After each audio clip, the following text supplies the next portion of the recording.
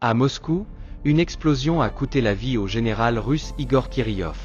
Commandant des troupes de défense chimique et biologique, il est mort devant son domicile dans ce qui semble être une attaque ciblée, revendiquée par les services secrets ukrainiens.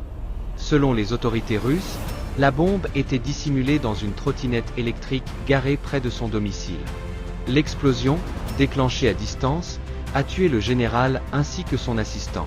Peu avant, l'Ukraine avait accusé Kirillov de crimes de guerre liés à l'utilisation présumée d'armes chimiques sur le champ de bataille.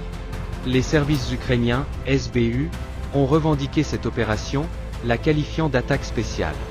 Il s'agit du deuxième assassinat à Moscou revendiqué par l'Ukraine en moins d'une semaine, un fait inédit depuis le début du conflit en 2024.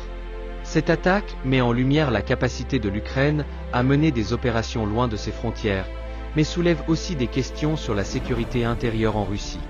Le Kremlin n'a pas encore officiellement réagi, mais cette attaque risque d'aggraver les tensions entre les deux pays. Cet événement illustre une nouvelle escalade dans le conflit entre la Russie et l'Ukraine. Alors que les combats se poursuivent sur le terrain, ces attaques ciblées montrent que les enjeux dépassent désormais les lignes de front. Une situation à surveiller de près. Abonnez-vous à Info Point et restez informés.